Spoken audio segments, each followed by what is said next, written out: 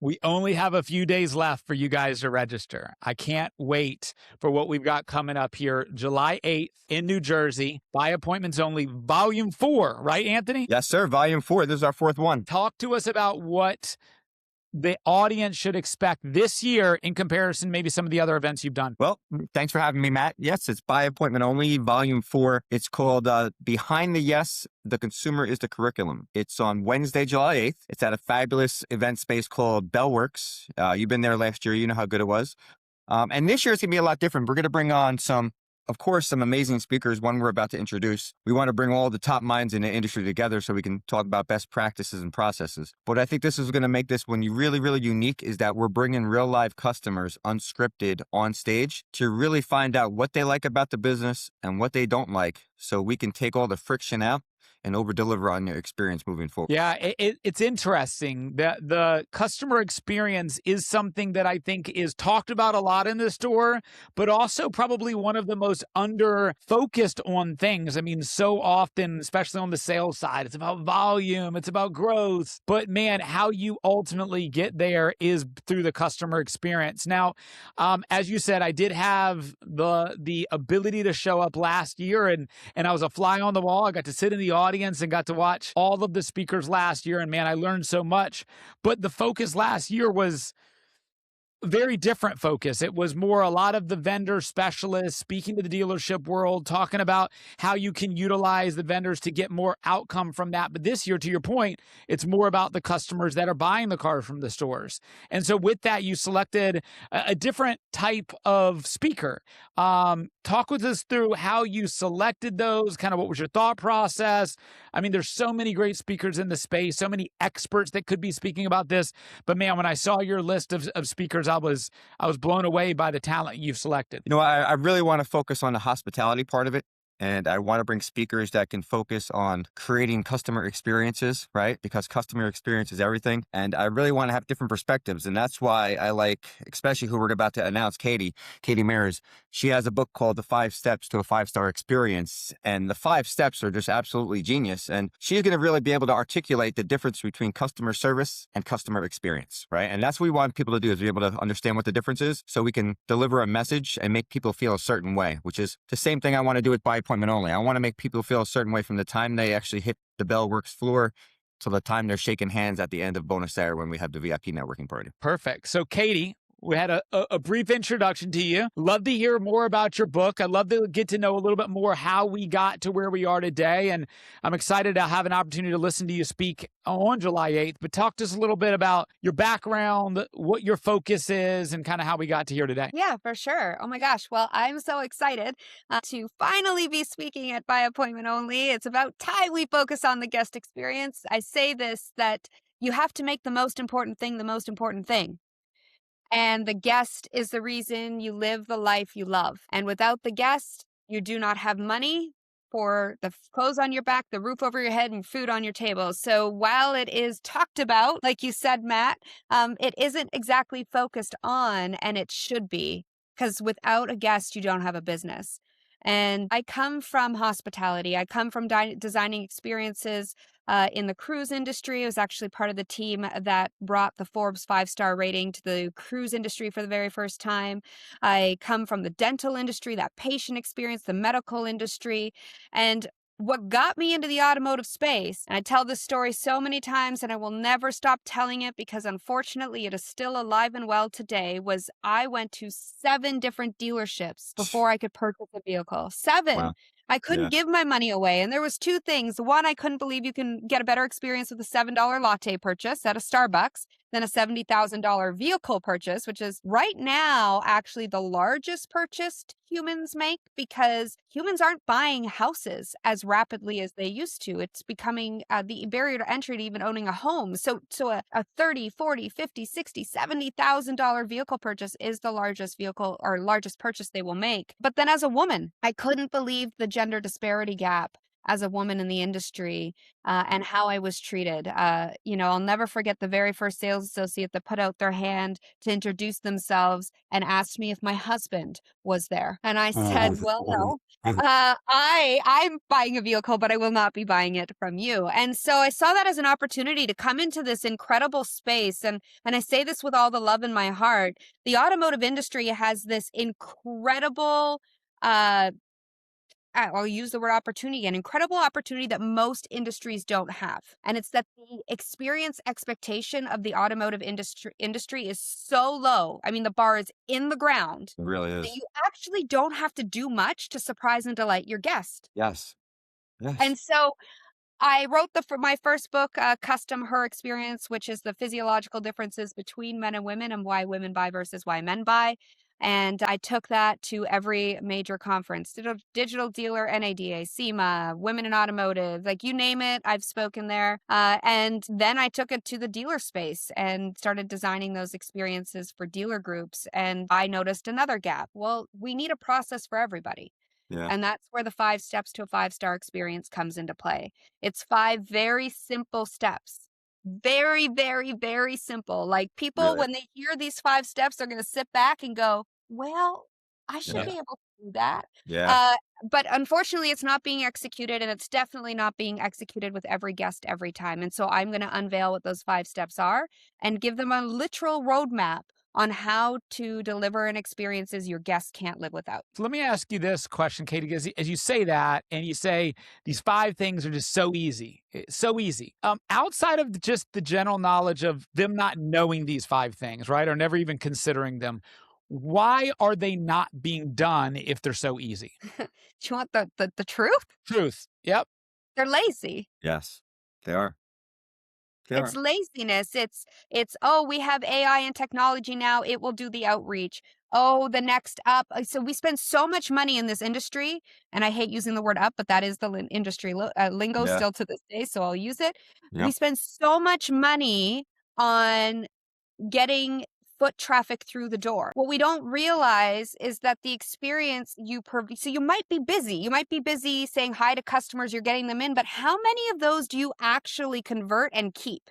Yep. How many of those do you get to, I know you, I like you, I trust you? Virtually none. And so because we are a marketing machine, and the industry pumps out all of these customers, you feel like you have all of these opportunities, and so you get lazy because you get busy. Yeah.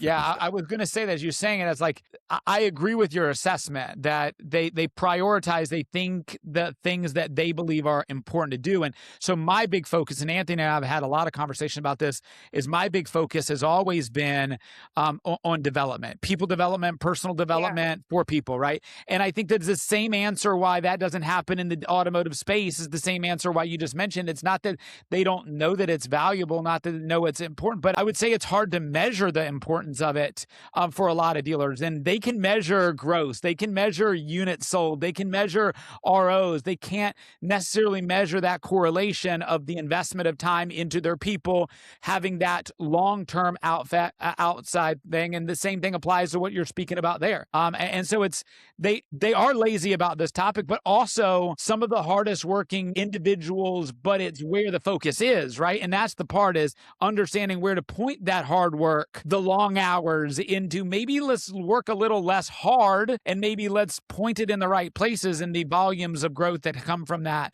are immediate, right? Yeah, no, 100%. No, I do want to I don't think the industry, humans that work in the industry are lazy. I think we become lazy as humans because we rely on the quick fixes. Yes. I'll say it this way. One of the easiest and simplest strategies to execute is a weight loss strategy, right? It's calorie deficit and then burn more calories. Like it's pretty, I mean, like we could bulk and cut and do all those things, but like just the really simple strategy of losing weight. The reason most people quit are the stories they tell themselves, right? They sit in their excuses and they choose to see.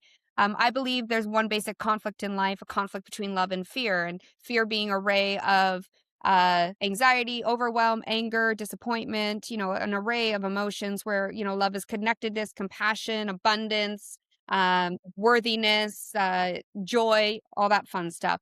And the reason that we don't execute this very simple strategy of losing weight is because we straddle love and fear, or we sit in fear, and we tell ourselves stories like we're not worthy, we're not capable, or we make excuses. It's not my fault. I didn't have enough time. I didn't, whatever the excuse may be, and we have so many of them. The reason we tell ourselves that story is because our emotional and mental state, our 5-star mindset is what I like to call it, is not a peak mindset.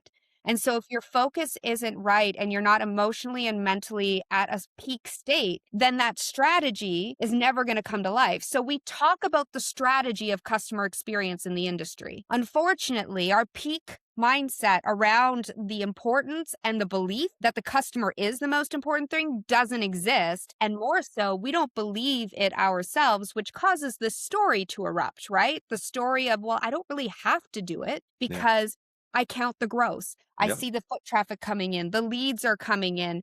What we don't see is how that impacts. I mean, the best way to measure it is look at I call it an experience drive, but look at your service drive. If you aren't cycling your customers and creating a lifetime value for your guests, I mean, the lifetime value of a customer is upwards, depending on the brand you sell, upwards of $750,000 to $1 million per guest that you let walk out. And so what I like to focus on is not just the 5 steps, because that's the strategy. That's easy. I could talk about that all day long.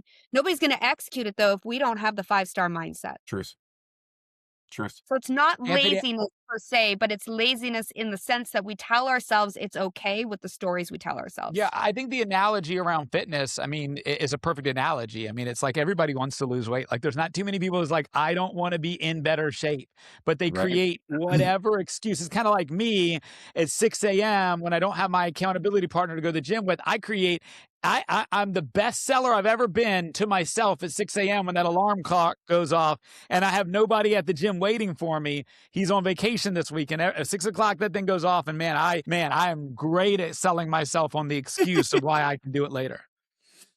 Yeah, and with the guest experience, it's the same thing. We know it's important, right? Like we know that without customers, we don't have a business.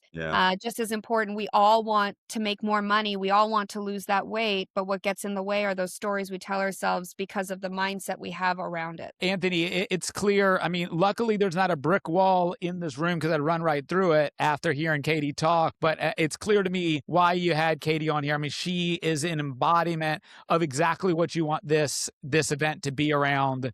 I think she speaks to this topic obviously from a very different perspective than you and I. Yes. I've never been a woman trying to buy a car, right?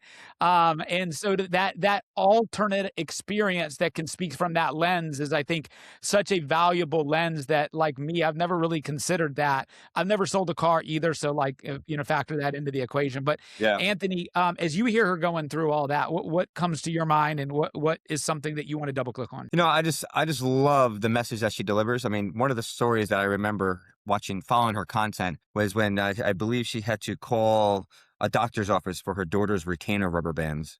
And it talks about it in her 5 steps, but they were a hero and they did a +1, right, for her, right? And it was just an amazing analogy of what people can do, the small steps people could do to change the experience and to put faith back in the process. So I'm really excited to hear her message. I think she's going to connect with the audience really, really well. She's going to give a different perspective, a really important perspective, especially in automotive, a woman's perspective. And I think people are going to walk away with a lot. And it's going to tie into my the VIP party, networking party, because we just announced it's going to be at Bonacera in Red Bank, which is a restaurant that I used to work at like 25 years ago.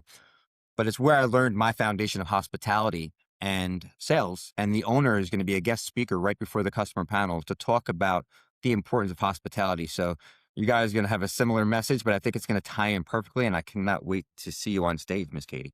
Oh, thank you. Long overdue.